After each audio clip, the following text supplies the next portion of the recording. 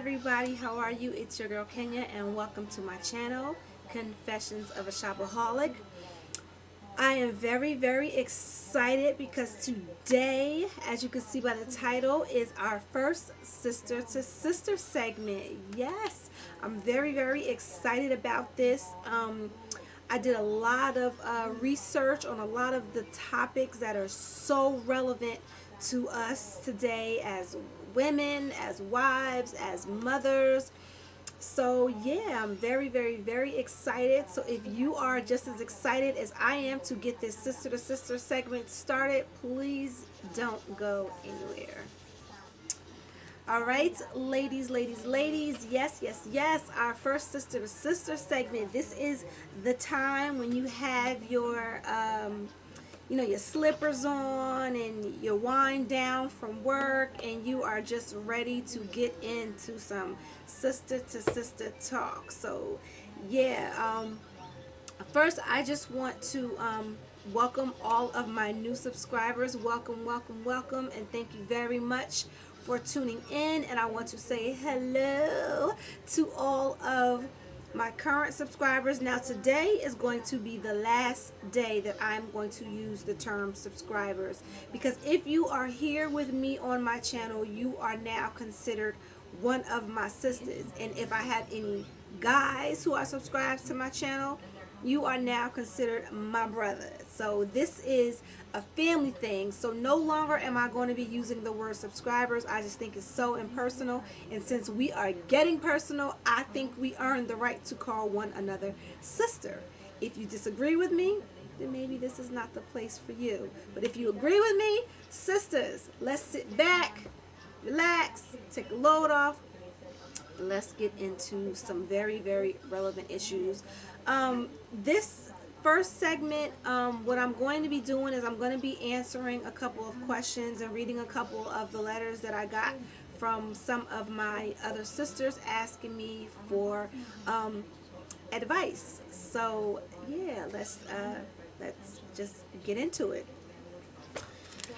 All right, I get a lot of questions asking me things like how did I get over my anger, or how was I able to be in a relationship after I went through so much. Now that's probably something that you're gonna have to ask my husband more so than me, because it wasn't that difficult for me to get into the relationship as difficult as it was for me to maintain my relationship, and he would know better than me how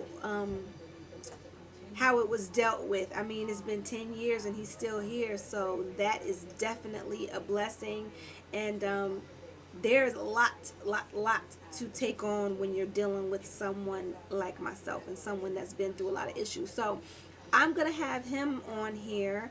You guys probably already got a little bit of how he is and who he is through our husband tag, but I'm going to have him on and I'm going to have him answer some of the questions too that you guys may have. So if you guys have some questions about how he was able to deal with somebody like me, or how a man would deal with, a woman that's blah blah, then feel free to inbox me too and ask questions that you might want him to answer, because as you guys can see, he is real just like I am, and he pulls no punches. Calling me a daggone gold digger.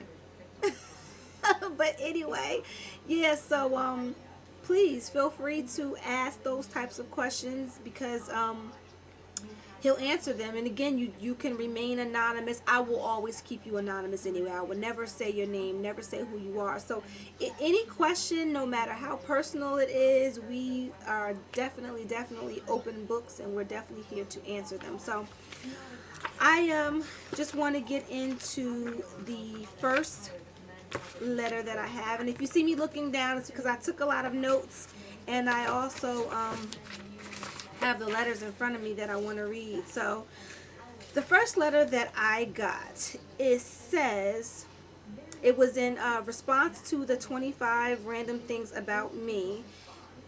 This is what it says: 25 random things, video, and depression. Watching your video really made me cry, and I'm not an emotional person at all. I think when you started talking about depression, that did it. I usually tend to hide my emotions because I don't want people to know how I really feel and what goes on inside. So I hide them with smiles and laughs. I've never been like diagnosed with or anything, but I know that most likely that's the problem. To make a long story short, ever since I was little, I was always a daddy's girl. I guess since I'm more of a tomboy, I did everything with him, went everywhere with him. We were just pretty much inseparable. One day when I was like 8, he decided to up and leave. No explanation or anything, just gone. I spent pretty much all the years after that blaming myself and wondering why. Why wasn't I good enough for him? Until recently, I would say like 3 years ago, I got to the point where I stopped caring, even though it still bothers me. Now he wants to come back into my life like nothing ever happened, mainly because he's dying. Am I wrong for not wanting anything to do with him? Wow. Okay. This is to the young lady who sent me this letter. First of all, I want to thank you very much for sharing this with me. I know it takes a lot to share stuff with strangers. Are you wrong for not wanting anything to do with him? And I would say yes. And the reason why I would say yes is, first of all, he's dying, and he's your father. I didn't have my father in my life. My father was an absentee father, and I would say that the majority of things that happened to me, I used to blame on him. Like, if I didn't have my father around, and if you were around, this wouldn't happen and that wouldn't happen. And I mean, you guys see everything that I've gone through, and I was very angry at my father, very, very angry for years upon years. I mean, I would try to contact him, and I would get no response, and people would hide him. I would try to call, my other side of the family, and they would, oh, we don't know where your father is. So I went through a lot with my father, and I was very angry with my father for a really, really long time. But as I got older and started to work through my issues, I realized that in order for me to successfully move on, that I had to forgive. Even though I did not forget and I was still hurt, I had to forgive, because if I didn't, I was holding all that negative energy inside of me. Now, that's not to say that I wasn't still angry at him or anything like that, because I was very angry at him, and I always made it known how angry I was at him. But if you guys know anything about anger and negative energy, just you carrying that weight around is enough to just make you sick and make you ill. So what I would say to you is, you don't have to forget the things that he's done to you to make you angry, but I will say forgive, and not forgive so much as for him, but forgive for you. Because if you carry that negative energy around, it's going to be poisonous, like toxins in your body. And then not only that, but if he's going through some health issues, God forbid he leave this world without you ever expressing to him the things that you felt. So no, you're not wrong for feeling how you feel, but if you are trying to move on with your life and better your life, then I would say the best thing for you to do is to forgive him. And also with that, with you forgiving him, it'll allow him to open up and explain to you why he did the things that he did, because there might be some things going on that you don't know about. So it's not always our fault as children that these things happen to us, more than it is that that person was going through some things. Like for my father, I can't necessarily say he was going through some things, but the type of person that he is didn't allow him to interact with his children as good as he should have. Now, granted, our relationship is better. It's better because of me. It's not better because of him, because of anything that he changed or he decided to do. It's better because I decided to forgive and open myself up to having a relationship with my father, because I'm grown, and I'm just at the point where I'm done with all that negativity, and I'm done with not forgiving people. And the more I forgave him, the more I started to understand him as a person and started to get on the road to healing our relationship. And once we healed our relationship, I didn't even think about the past anymore. I just said, okay, my father's in my life now, and I'm glad to have him in my life. So let's move on from this point.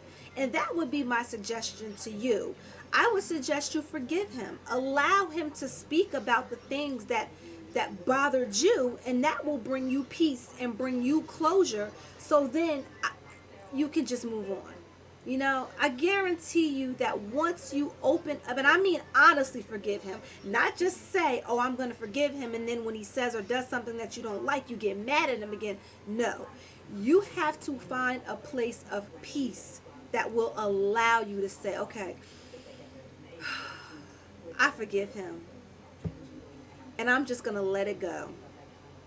I'm going to talk to him and give him the opportunity to also forgive himself, because he deserves that, especially if he's having health issues. He's probably feeling guilt too. He's probably waiting for you to forgive him. What he doesn't want right now is rejection. That's probably the last thing he wants. And he's probably more ill emotionally knowing that his child feels this way about him than he would be if he knew you forgave him and he knew that there was room for healing. You know what I'm saying? The power of forgiveness is amazing. You don't know that maybe that he's dying faster because he doesn't have that love that he so desperately seeks, especially given that you guys did everything together. You know, from what you say, you guys did everything. You hung out together almost all your life, and then boom, he up and left. That probably hurt him too. So you have to kind of look at it from another side too. You can't be that selfish with this situation, because you have to think like, well, this person had to have been going through something in order for him to just abandon me like this. So it's not your fault. I guarantee you that it's probably not your fault. You beat yourself up for so long wondering why me, when it probably didn't have anything to do with you as much as it did with the issues that your father was going through. So I know I have a tendency to kind of go back to the same subject, but I'm just really emphasizing, and I'm passionate about this subject too, because like I said, I didn't always grow up with my father in my life. So your question was, am I wrong for not wanting anything to do with him? And I want to say yes. This might not be the answer that you want to hear, but it might be the answer that you need to hear. We don't always get what we want, but we definitely get what we need. So the point of this was to say, allow an opportunity for forgiveness. And once you do that, you will see so many doors open. Oh, excuse me. You'll have that weight lifted off your chest, because now the toxins that you had in your body are gone. So you'll be able to let some of that goodness in. And that depression that you were feeling because of this, that anxiety that you were feeling, that beating yourself up will no longer be there. Now, I'm not saying that this is easy. By no means am I saying that this process is easy, because it's not. So that's something that you will have to come to. You'll have to get that feeling of readiness. Nobody else can bring that to you but you. But my advice to you would be to open the doors to be ready to forgive. Especially since your father is ill. He's the only father that you have. You only have one. And what's the worst that could happen? Worst case scenario is you'll forgive him, he'll forgive you, and you guys will have a beautiful relationship for as long as he is here. Best case scenario is you'll forgive him and you'll have a beautiful relationship for as long as he's here. So, baby girl, this is a win-win situation. And it seems to me that you really want this relationship. You're just afraid of being hurt again the way you were. But just listening, well, not listening, but reading your words and seeing that your father wants this. If your father wants this and you know that you once wanted this, there's absolutely no reason why you should not allow the doors, at least the doors of communication, to come open for forgiveness. I hope that I answered your question. I hope this helped. If any of you other sisters out there have any input on this, please, you know how we do. Leave a comment, leave me an inbox, and let's go back and forth with this situation, because I'm sure there are a lot of young ladies out there who struggling with absentee fathers. Now, on to me a little bit again. Like I said, I think a lot of the things that happen to me, I always feel like, you know what, if I had my father around, then maybe these things wouldn't have happened, which is why I'm so, so grateful that I married my daughter's father. I am more than confident that a lot of these issues that I went through, my daughter will never have to face because both her parents are together, number one, and she has a father, a male figure in her life to uplift her more than any man out there in this world will ever be able to uplift her. He can make her feel that she's the most beautiful thing on this earth. That way, when she gets of age, she won't have to look for that love somewhere else, because it's like my daddy told me I was beautiful. My father told me he loved me all my life. So therefore, I know what it feels like to be loved by a man. So I don't have to just settle for any old thing because my daddy told me all these things. So it's really, really, really important for us to have that male figure in our lives, even as adults. Even if our father was gone from our lives for however amount of time, and he comes back in our lives and just makes us feel beautiful, that's still that male love that we have always been seeking. You don't know how strong that is. That's a powerful thing. I mean, now that my father's in my life, I do feel and see a change, whereas before it would be like, well, you know, my dad was never around.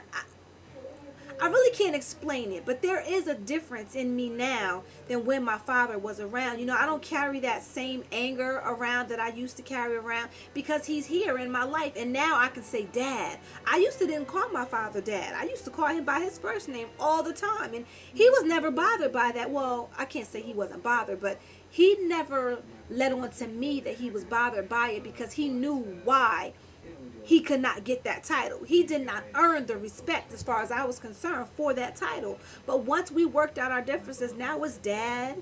You know, he comes down and he stays with me. I open my home to him. We communicate back and forth. And now I accept him for who he is, what he did. And I just, you know, whatever. He'll do some things, excuse me, now, you know, with and to my siblings.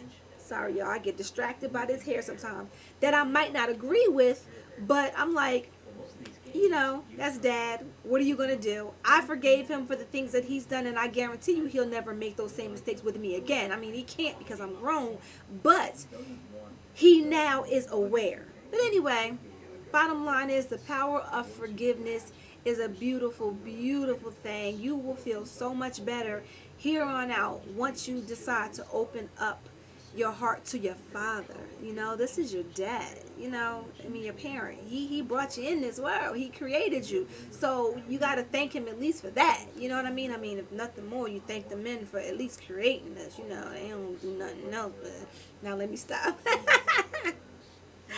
I don't want to start bashing my men out there because that's not what I'm here for. I'm not here to male bash. I'm just here to share some information from sister to sister. So that was our first sister to sister segment.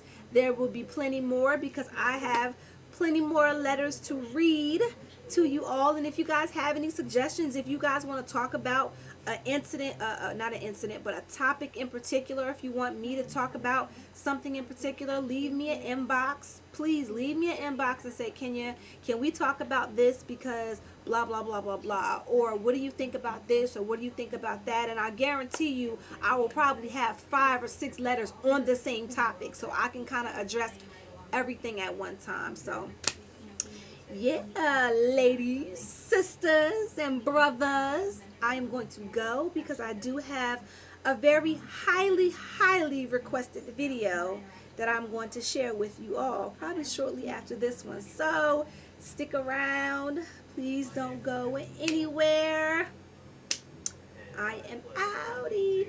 I lost my voice a little bit over the weekend. Can you guys tell I'm a little bit hoarse? A little bit hoarse, right?